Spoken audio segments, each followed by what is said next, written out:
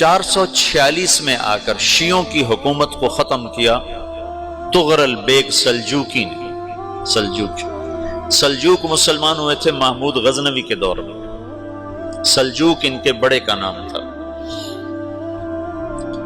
تو ایک دفعہ محمود غزنوی نے سلجوک سے پوچھا اگر مجھے تیری مدد کی ضرورت ہو تو کتنے آدمی پیش کر سکتے ہو؟ تو اس نے ایک تیر دیا، کہا یہ ایک تیر ہے میرا،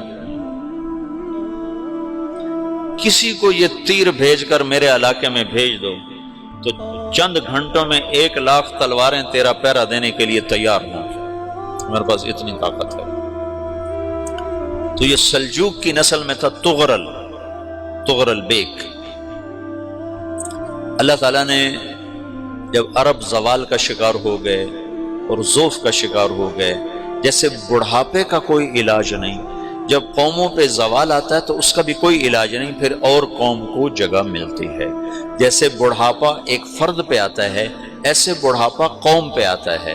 قوم کا بڑھاپا جوانی میں نہیں لوٹ سکتا، جیسے فرد کا بڑھاپا جوانی کی طرف نہیں لوٹ سکتا، قوم کا بڑھاپا جوانی کی طرف نہیں لوٹ سکتا، کوئی علاج نہیں، نئی نسل کا آنا ہی علاج ہے۔ تو عرب دھل چکے تھے، 600 سال بہت ہوتے ہیں حکومت کو، اپنی صفات گم کر چکے تھے، اب نئے خون کی ضرورت تھی۔ تغرل بیگ پہلا شخص تھا جس نے آ کر اہل سنت والجماعت کو استحکام بخشا، شیعوں کی حکومت کو ختم کیا، بغداد سے، شام سے، ان سارے علاقوں سے۔ صلاح الدین ایوبی نے اسماعیلی شیعہ کی حکومت کو ختم کیا، مصر۔ العاضد ان کا آخری خلیفہ تھا صلاح الدین ایوبی، نور الدین زنگی رحمۃ اللہ علیہ کا پروردہ تھا، اس کا دوست تھا، اس کے دوست بھی تھا، بچہ بھی تھا اس کے سامنے، زیادہ لکھنے پڑھنے کا شوق تھا۔ پھر اللہ تعالیٰ نے اس سے کام لیا اور اس کو مصر کا گورنر بنا کے بھیجا، مصر کی مدد کے لیے بھیجا۔ تو وہاں اس نے صلاح الدین ایوبی نے وہاں ختم کیا، تغرل بیگ نے یہاں ختم کیا۔ تو پھر سلجوک جو تھے نا یہ اقتدار میں آئے، ادھر ختم ہو گئی سلطنت بنو عباس کی، مصر ایک چھوٹی سی ترکوں کی سلطنت۔ تو اللہ تعالیٰ پھر مرکزیت کے لیے ایک نظام چلایا، دو لشکر آپس میں لڑ رہے ہیں ایک میدان میں، ایک جنگلی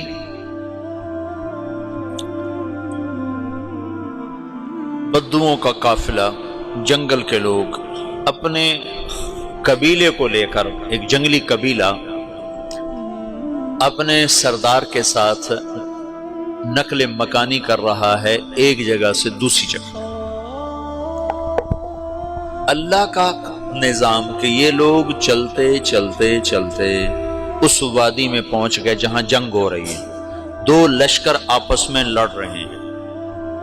جب یہ وہاں پہنچتے ہیں تو ایک لشکر کے قدم اکھڑ رہے ہیں اور دوسرا غالب آ رہا ہے۔ ان کو نہیں پتا شکست کھانے والے کون ہیں اور فتح پانے والے کون ہیں، ان کو نہیں پتا۔ اس جنگلی قبیلے کے سردار کا نام بھی تغرل ہے، تغرل۔ تو یہ سردار کہتا ہے جو شکست کھا رہے ہیں ان کی مدد کرو، کچھ پتہ نہیں کون ہے، کہتا جو شکست کھا رہے ہیں ان کی مدد کرو۔ تو 400 وحشی جنگلیوں نے فاتح لشکر کے پیچھے حملہ کر دیا۔ وہ تو ایک کافی ہوتا تو 400 دوڑ جب تلواریں پڑیں تو چند لمحوں میں نقشہ بدل گیا، بھاگنے والے جم گئے اور جمنے والے بھاگ پڑے۔ جب جنگ ختم ہوئی تو شکست خوردہ لشکر کے بادشاہ نے ان کو بلایا، اسے پوچھتا ہے مجھے جانتے ہو میں کون ہوں؟ کہا نہیں۔ کہا تو تم نے میری مدد کیوں کی؟ کہا انسانی ہمدردی کی وجہ سے، تمہیں شکست ہو رہی تھی اس لیے تمہاری مدد کی۔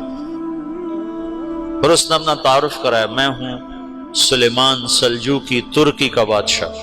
مسلمانوں کا لشکر تھا اور تاتاریوں سے شکست کھا رہا تھا، تاتاری فتح پا رہے تھے، مسلمان شکست کھا رہے تھے۔ تو وہ اللہ کی غیبی مدد بن کر آئے، تو وہ اس سے کہتا ہے میرے ساتھ رہنا پسند کرو گے؟ تم نے میرے اوپر احسان کیا ہے، میں اس کا بدلہ دینا چاہتا ہوں، میرے ساتھ رہنا پسند کرو گے؟ کہنے کا کر لوں گا۔ تو اس کو لے کر ترکی آیا، اور استنبول اس وقت روم کی حکومت میں تھا، اسے فتح کیا اس تغرل کے آگے چوتھے پانچویں پڑپوتے محمد فاتح نے۔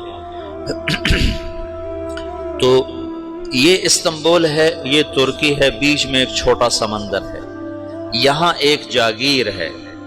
تو سلطان سلیمان کہتا ہے یہ جاگیر تجھے وقف ہے، ادھر سے رومی مجھے تنگ کرتے ہیں حملے کر کر کے، تو میرا دفاع کرتے رہنا، یہ جاگیر تیری ہے۔ اس جاگیر پہ اس نے اپنے قافلے کو آباد کر دیا، اپنے قبیلے کو، اور ایک چھوٹی سی حکومت بنا لی، جو ایک صوبہ سمجھو سلمان سلجوقی کا، وہ ایک چھوٹا سا صوبہ ہے۔ وہاں جب یہ رہ پڑا تو پھر یہ ایک شیخ کے بیت ہوتا ہے، وہاں شیخ طریقت ہے، ان کے یہ بیت ہونے جاتا ہے، وہ اس کو رات اپنے پاس ٹھہراتا ہے، تو ایک کمرے میں ان کو ان کا خادم ٹھہراتا ہے۔ یہ جب کمرے میں جاتا ہے تو سامنے دیوار میں تاکچے پر قرآن پڑا ہوا ہے، تو یہ تغرر بیگ کہتا ہے یہ کیا ہے، یہ کیا ہے؟ تو وہ خادم کہتا ہے یہ کتاب اللہ ہے، قرآن ہے۔ اچھا، وہ اس کو وہاں چھوڑ کے باہر چلا جاتا ہے۔ وہ دیہاتی آدمی، جنگل کا رہنے والا، پہلی دفعہ زندگی میں قرآن دیکھا، وہ کہتا ہے یہ قرآن ہے، اللہ کی کتاب ہے، میں اللہ کی کتاب کے سامنے سو جاؤں، کتنی بے ادبی ہے۔ تو اس نے ایسے قرآن اٹھایا اور سر پہ رکھ لیا اور کھڑا ہو گیا، ساری رات قرآن سر پہ رکھ کے کھڑا رہا۔ رات کے پچھلے پہر اس کو خواب آیا، کھڑے کھڑے اس نے دیکھا کہ اس کی پشت سے ایک چاند نکلا اور شیخ کی بیٹی کے سینے میں جا کے اتر گیا۔ پھر اس لڑکی کے سینے سے ایک درخت نکلا جو پھیلتے پھیلتے پھیلتے 3 بر اعظم پہ چھا گیا، افریقہ پر، یورپ پر، ایشیا پر۔ پھر اس کی آنکھ کھل گئی، وہ کھڑا ہوا ہے، تو اس نے صبح یہ خواب اپنے شیخ کو سنایا، تو انہوں نے اپنی بیٹی اس کے نکاح میں دی تھی۔ اس بیٹی سے ایک بچہ پیدا ہوا، تغرل بیگ نے اس کا نام رکھا عثمان، عثمانی ترک نام سنو، جو میں نے کل بتایا تھا کہ 1924 میں وہ خلافت ختم ہوئی۔ تو ایک بیٹا پیدا ہوا عثمان۔ عثمان نے پھر ایک نئی اسلامی حکومت کی بنیاد رکھی جو 1924 تک چلتی رہی، کوئی 800 سال یہ حکومت چلی۔ تو حکومت کا شرازہ بکھرا، لیکن پھر جڑ جاتا تھا، اور وہ قرن اول والا جوڑ کبھی نہ پیدا ہوا، ٹکڑے بن گئے۔ ان ٹکڑوں میں اللہ لوگ پیدا کرتا رہا جو دعوت دیتے رہے، دعوت زندہ رہی۔ جو تربیت کا نظام تصوف کے ساتھ تھا، اب وہ تبلیغ کے ساتھ۔